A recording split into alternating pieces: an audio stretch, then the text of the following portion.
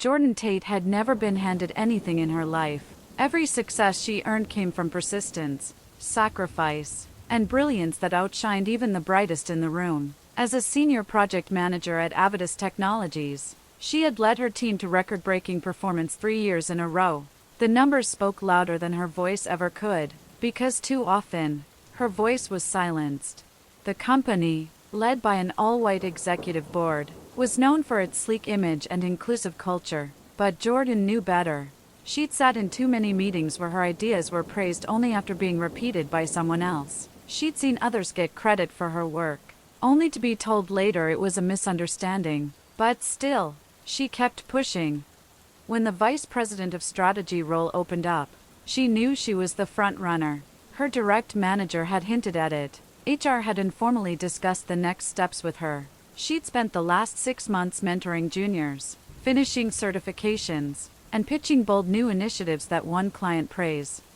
So, when the internal announcement came, and the name on it was not hers, but Adam Faulkner's, her world tilted. Adam, the clean-cut, ever-smiling white guy who had joined the company 2 years after her, was charming, yes, but his record? Average. His leadership? Questionable. His innovation? Non-existent. Still, there he stood in the lobby, holding the plaque she had envisioned in her hands. Coworkers clapped. A few exchanged awkward glances. Her mentor avoided her eyes. HR didn't respond to her emails. And Adam? He walked over to her that afternoon with a soft smirk and said, "Hey, sorry it worked out this way. You know how these things go." Jordan didn't cry. She didn't raise her voice. She didn't quit. She investigated.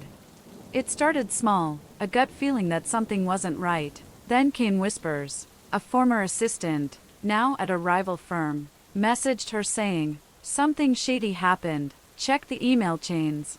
It took weeks, but eventually she pieced it together. Through contacts in IT and anonymous tips, Jordan uncovered an archived thread Adam thought was deleted.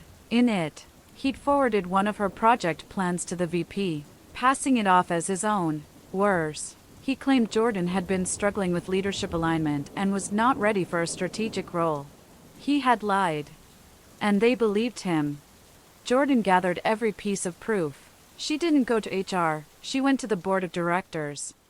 Her presentation was calm, factual, and devastating. She showed the timestamps, the emails, the original drafts with her authorship metadata. She showed the leadership survey scores and client feedback forms, all with her name. And then she ended with one slide, a single sentence. "When systems are built to ignore voices like mine, lies like his thrive." The fallout was swift. The board launched an internal investigation. Adam was removed from the VP role within a week. The VP who had promoted him resigned quietly. HR issued an apology and publicly acknowledged the failure.